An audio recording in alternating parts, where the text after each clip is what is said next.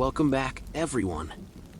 If you're new here, we share real stories of crime, mystery, and justice, the ones that leave families searching for answers and communities shaken. Before we begin, let us know in the comments where you're watching from. Tonight's case takes us to Bathurst, a quiet regional town in New South Wales, Australia. On the surface, Bathurst is a peaceful place, known for its car races, university life, and small-town charm. But in December 2001, Bathurst became the center of a haunting mystery that remains unsolved to this day: the sudden disappearance of a young woman named Janine Vaughan. It is a case defined by a single chilling image, a CCTV footage showing Janine, in the early hours of the morning, stepping into a small red car. That was the last confirmed sighting of her alive. What followed would expose years of unanswered questions, lost evidence, disturbing suspicions, and allegations of corruption within the very police force investigating her disappearance. Don't forget to like this video, share your thoughts in the comment, and subscribe to stay updated on true crime mysteries.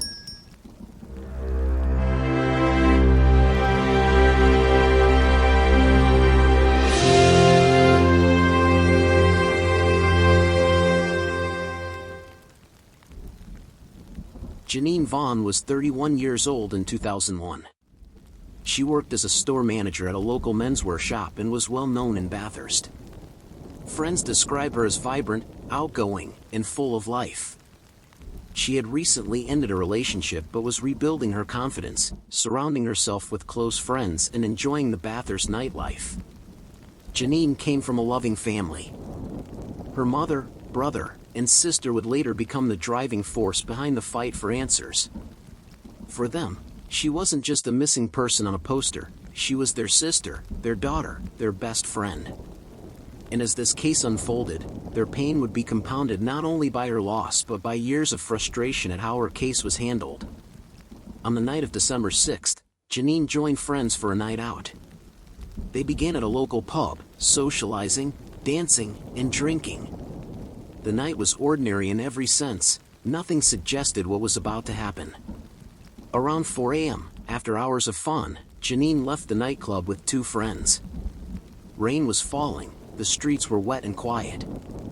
The three women walked together along Keppel Street. At some point, Janine stepped ahead of her friends, just a short distance, maybe 30 or 40 meters.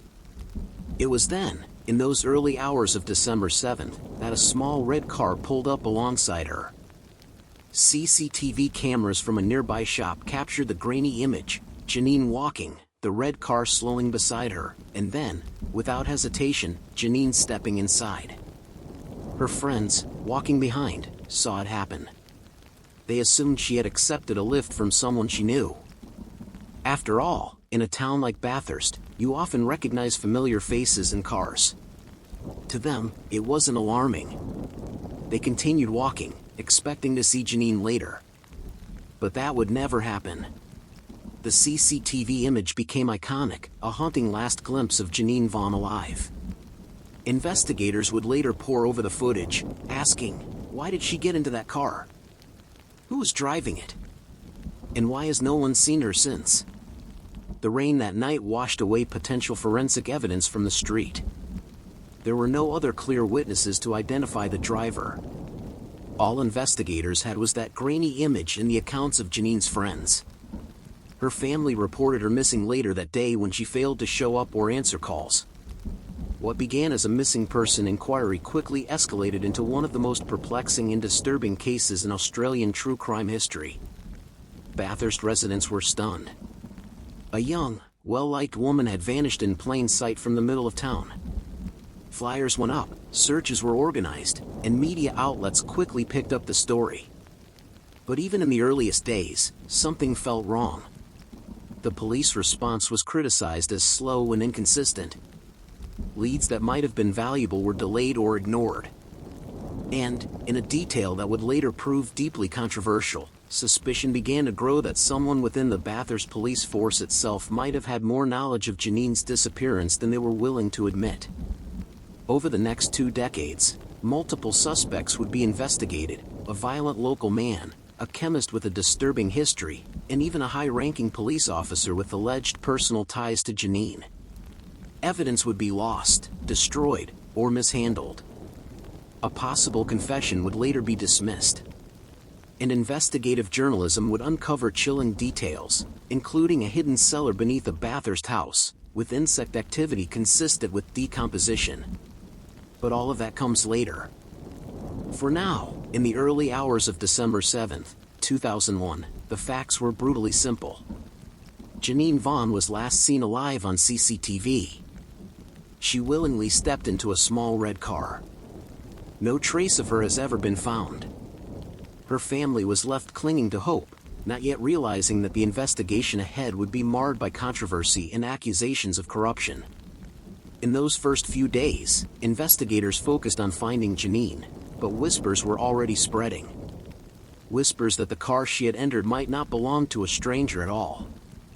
And soon, suspicions would turn toward men in positions of authority, people who should have been helping solve her case, not potentially hiding the truth. Stay tuned as we dive into the investigation, the flawed police response, the disturbing behavior of Detective Brad Hausman, and the first major suspect whose red car would push the case into dangerous territory. After the CCTV scene reveal, what do you think? Would you have stepped into that car? Let us know your thoughts in the comments, and do well to like this video, share, and subscribe for more chilling videos. At first, police treated Janine's disappearance as a routine missing person case. She was a 31-year-old woman, last seen leaving a nightclub with friends. Officers initially suggested she may have taken off voluntarily, perhaps overwhelmed by personal issues. But her family knew immediately that something was wrong. Janine wasn't the kind of person to vanish without a trace. She had a steady job, close ties with friends, and a loving family. By the second day, when she failed to return calls or show up for work, it was clear this wasn't a voluntary disappearance. Community concern mounted rapidly. Bathurst wasn't a city where people just vanished.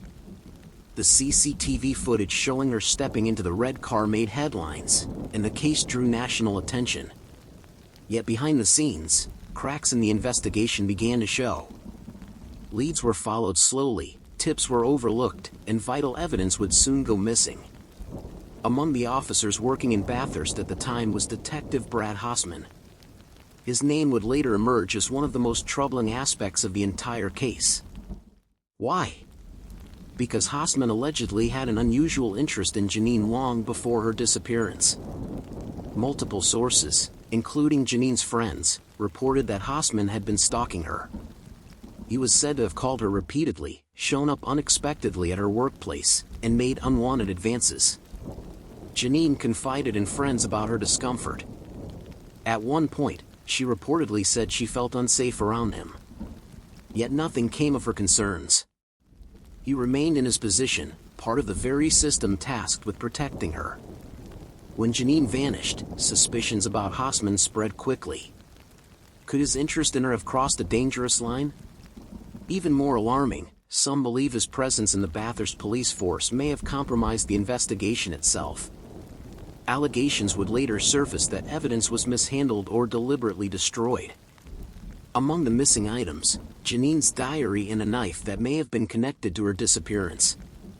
For Janine's family, this wasn't just incompetence, it felt like betrayal. As pressure grew to find answers, investigators turned their attention to a local man named Dennis Briggs. He was known in town, had a history of violent behavior, and drove a small red car, eerily similar to the one captured on CCTV. Briggs was questioned multiple times. During one interview, he allegedly confessed to killing Janine, telling police that he had stabbed her in a fit of rage. But almost immediately after, he withdrew the confession, saying he had been pressured and that his statement wasn't true. Briggs' credibility was shaky. He had mental health struggles, a history of alcohol abuse, and a reputation for fabricating stories. Many believed he confessed for attention or under duress. Yet despite this, his name became closely tied to the case. For years, whispers in Bathurst linked him to Janine's disappearance. Still, there was no hard evidence. No body. No weapon. No forensic link between Briggs and Janine. And so, while he remained a suspect, the investigation stalled. By now, several disturbing patterns were clear. Evidence mishandled, crucial items like Janine's diary vanished from police custody. Missed opportunities, witnesses came forward with tips about suspicious red cars, but many leads weren't properly followed. Conflict of interest, the detective allegedly stalking Janine remained on the force, casting a long shadow over the case. For Janine's family, this was devastating. Not only had their loved one disappeared, but the system meant to protect her seemed broken, or worse, complicit. Just when it seemed the case was running into dead ends, another potential suspect emerged. Another man with another small red car. This suspect wasn't a violent drifter. He was a respected professional in Bathurst, a chemist named Andrew Jones. His background, his car, and his behavior would soon raise chilling new questions. And for investigators, the existence of a second red car meant one thing: if Dennis Briggs wasn't responsible, then someone else in Bathurst had lured Janine into their vehicle that night. The investigation was already riddled with errors and suspicions of corruption. A police detective accused of stalking Janine. A violent local man with a red car and a shaky confession. And now, a second red car driven by a man no one in Bathurst wanted to believe could be involved. As we proceed, we'll discover new leads, the chemist Andrew Jones, the community's reaction, and how the case against him revealed even darker secrets hiding in Bathurst. What do you think? Could a police officer have crossed the line from protector to predator? Let us know your thoughts below, and don't forget to like this video, subscribe so you don't miss the next story. His name was Andrew Jones, a pharmacist working in Bathurst at the time of Janine's disappearance. Like Briggs, Jones drove a small red car strikingly similar to the one captured on CCTV the night Janine vanished. Jones was well known in town. He had a respectable career, a professional image, and none of the rough reputation that clung to Dennis Briggs. On paper, he didn't fit the profile of a killer. But as investigators dug deeper, troubling signs began to emerge. Witnesses described Jones as socially awkward, with unusual behavior that occasionally unsettled those around him. Some claimed he had an obsessive streak, and whispers circulated that he harbored unhealthy fascinations with women in the community. What made him particularly suspicious wasn't just his personality. It was the timing. On the night Janine disappeared, Jones' movements were vague, his alibi unconvincing. And his car, nearly identical to the one Janine was last seen entering, could not be ignored. By this point, Bathurst was divided. For some, Dennis Briggs remained the likely culprit, a violent man who had already confessed. But others began to point toward Jones, arguing that his respectable image might have shielded him from scrutiny. The Vaughan family, already furious at the mishandling of evidence, began to demand answers. Why weren't investigators doing more to eliminate or confirm Jones as a suspect? Why did leads seem to evaporate the closer they came to certain individuals in town? And most disturbingly, why were so many locals whispering that the police themselves might be involved in covering something up? As frustration grew, the media stepped in. Local journalists began to investigate the inconsistencies. National outlets picked up the story, highlighting Bathurst as a town caught between grief and suspicion. The narrative began to shift from a simple missing person case to something much darker, a story of corruption, power, and silence. The Vaughan family, especially Janine's sister, became relentless advocates for justice. They spoke openly about their mistrust of police, about the disappearance of crucial evidence, and about the possibility that Janine's case was being deliberately sabotaged. This public pressure forced authorities to re-examine leads they had once dismissed. And it was during this time that another disturbing rumor surfaced, one that pointed investigators to the outskirts of town, and beneath the floorboards of an old house. In 2009, nearly 8 years after Janine vanished, the Sydney Morning Herald reported on a startling discovery. Beneath a Bathurst home linked to a person of interest, investigators found a concealed underground cellar. What made the discovery chilling was not just its secrecy, but what was found inside. The cellar was filled with insects, including hoverflies, species commonly associated with decomposing remains. The stench was overpowering. Experts argued this could have been a potential crime scene, a place where Janine's body might once have been hidden. But shockingly, police dismissed the find.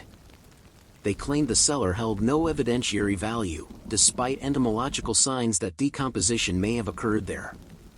For the Vaughan family and the public, this was the breaking point. If investigators weren't taking even this lead seriously, what hope was there of finding the truth? By now, Bathurst was consumed by the case. Nearly everyone had an opinion, and rumors swirled daily. Was it Dennis Briggs, the violent local with the suspicious confession? Was it Andrew Jones, the chemist with the red car and odd behavior? Or was it someone else entirely, perhaps even connected to law enforcement? Theories flourished, but answers remained elusive. The community's trust in police eroded further, as accusations of corruption and cover-ups grew louder. For Janine's family, each passing year without answers was agony. Yet they refused to give up. They continued to pressure authorities, to speak with journalists, and to keep Janine's name alive in the public consciousness. And just when it seemed the case couldn't grow more tangled, a new question emerged, one that still haunts Bathurst to this day. What if Janine Vaughan's disappearance wasn't just the work of a single predator? What if her case was silenced, buried, and left unsolved because powerful figures, people sworn to uphold the law, had something to hide? Before we go further, let me ask you this: if you discovered a concealed cellar linked to a person of interest in a murder case, would you consider it critical evidence? Let us know your thoughts in the comments, and don't forget to like and subscribe to keep Janine's story alive. In 2009, nearly 8 years after Janine Vaughan's disappearance, journalists from the Sydney Morning Herald revealed a startling detail. Beneath a Bathurst home tied to a person of interest in the case, investigators had uncovered a secret underground cellar. The space was damp, enclosed, and carried a powerful stench. Even more unsettling were the hoverflies that swarmed within it. Entomologists, scientists who study insects, argued these weren't random. Hoverflies are often associated with decomposing human remains. Forensic experts later said the presence of those insects strongly suggested that something, or someone, had once been decaying inside that cellar. Yet, police dismissed the discovery. According to official statements, the cellar showed no evidentiary value. Authorities argued there was nothing to directly connect it to Janine's disappearance. But for many, the dismissal raised more questions than it answered. Why would a secret underground room not warrant further forensic testing? Why weren't cadaver dogs or DNA tests pushed to the limit? The Vaughan family, who had already endured years of frustration over mishandled evidence, saw this as another devastating sign that the system wasn't taking Janine's case seriously. Janine's sister, Kylie, became the public voice for the family. She openly criticized investigators for failing to treat the cellar as a potential crime scene.